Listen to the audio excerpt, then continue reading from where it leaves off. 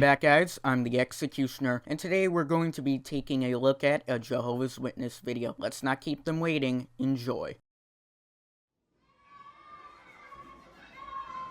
Okay, I'm gonna get this out of the way. Yes, I am an atheist, but this does not mean that I don't read holy books. I love reading holy books. I love analyzing them, criticizing them. I just love picking out flaws in them, but I do understand what they're going to be talking about here with the New and Old Testaments. Now, since I know about this, I can actually pull quotes out to counter their points and actually kind of make them look like hypocrites here because they do a lot of stuff that in their holy book actually says it's bad. So, let's not keep them waiting. It's gonna be a fun time.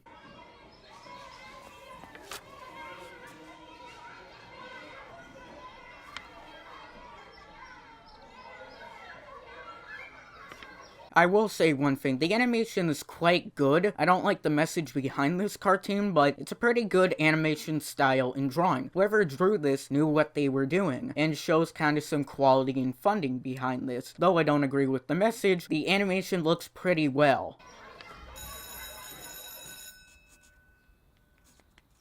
Look, Mom! I drew our family in school today. The part that I actually find funny about this frame of animation is they forgot to put in the son's face. I don't know if that's a Jehovah's Witness thing, or that they were too lazy to put in the son's face, but I don't know, it really cracks me up. Oh, wow! I didn't have time to finish Caleb's face. Carrie drew two mommies. Oh, this is the part where the religion comes in. Let's get in the religion meter. Let's see how many parts they say about God and creation. Let's go. She told me they're married to each other. My teacher says that all that matters is that people love each other and that they're happy. She sounds like a sane and rational human being. As long as you're happy in life, that should be the goal in life. As long as you're not doing anything too messed up, like killing people, then whatever makes you happy, makes you happy. Well, people have their own ideas about what is right and wrong. But what matters is how Jehovah feels. Yes, what matters what Jehovah feels. Actually, if you think about it, God really does have bipolar disorder. He loves a lot of people, then hates a lot of people, kills a lot of people. Think about it. He kills millions of his own people due to the free will he gave them. And guess what? Nobody thinks, oh, that's bad, while the devil only kills like 12 people throughout the Bible and everybody says, oh, that's horrible, when God kills millions of people. I'm not gonna make the comparison to God to Hitler here, but they're kind of on the same level here. Just saying, on the whole genocidal route of it all. He wants us to be happy, and he knows how we can be happiest.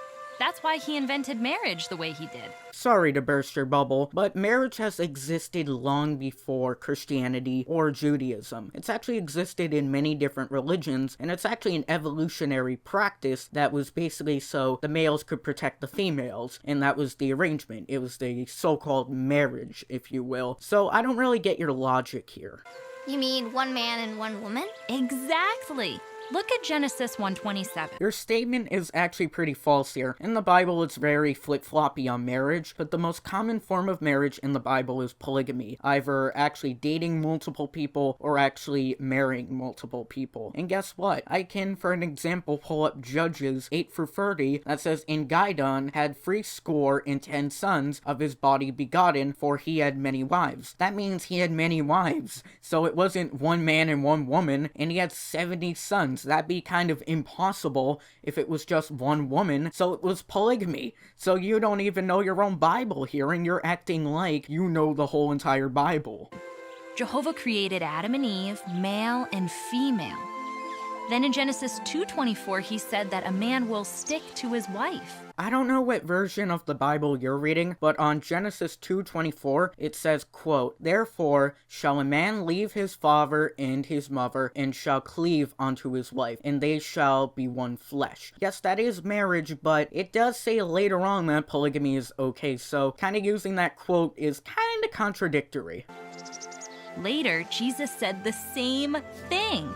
Yes, Jesus may have said polygamy wasn't okay in one part of the Bible, but it goes on later to 1 Timothy 3-2, "A bishop then must be blameless, the husband of one wife, vigilant, sober, of good behavior, given to hospitality, apt to teach. It doesn't say that a layman can't marry multiple people. It only says that a bishop can't. So you kinda screwed yourself over yet again, because the Bible is kinda contradictory. It says one thing, then a chapter later, it says the other thing. So you gotta pick and choose better. Cherry picking doesn't always give you a good point. Jehovah's standards haven't changed. It's kind of like going on an airplane. What would happen if someone wanted to bring something on the plane that wasn't allowed? They couldn't go on their trip. Yes, they couldn't go on the trip, but we're kind of comparing apples to oranges here. You're comparing people going on planes to people going to heaven or hell or whatever. And guess what? There would be more that would happen to a person if they brought, let's say, a gun onto the airplane. They would be fucking arrested. So stop comparing airplanes and heaven and all that crap to basically heaven and hell. It makes no sense. Your analogy sucks. Right. It's the same with Jehovah.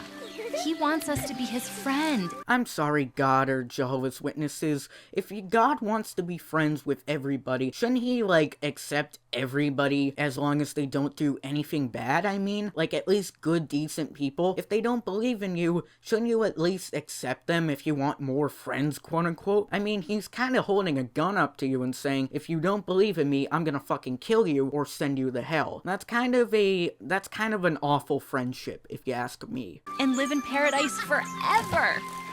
But we have to follow his standards to get there. At Matthew 7:13 and 14, it talks about the road leading to paradise. To get there, Jehovah says we have to leave some things behind. Yes, leaving behind your individuality, who you are, your emotions, basically everything. The only emotion you can feel in heaven, according to the Bible, is happiness and all that other stuff, which isn't bad, but guess what? As humans, we want to feel anger, we want to feel sadness. It's what makes us human. It's what makes us, not robots. It's what makes us who we are. And when you take that away, it's kind of stupid. Let's say this, if you're somebody who got murdered by somebody, and the guy dies and comes up, you're gonna be pissed that the guy who murdered you is in heaven, but guess what? You can't feel anger and all that stuff. So guess what? You're just a mindless robot in the end. That means anything Jehovah doesn't approve of. Oh, kind of like shellfish, short hair. Wait a minute.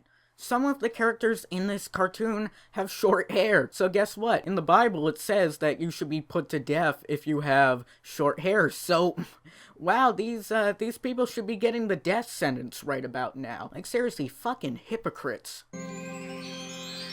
But I want everyone to get to paradise. Is it just me or that sounds creepy? I mean, it could be just 9/11 happened years ago, a decade ago, but it sounds pretty creepy when you say, I want everybody to go to paradise. That's like the same logic that Islamic and Christian terrorists use to kill people. They just want people to go to paradise, so they kill people. I mean, it's not like this in this video, but I mean, it's just it's the building block to what terrorism becomes. I mean, just religion, it's so scary sometimes. So does Jehovah.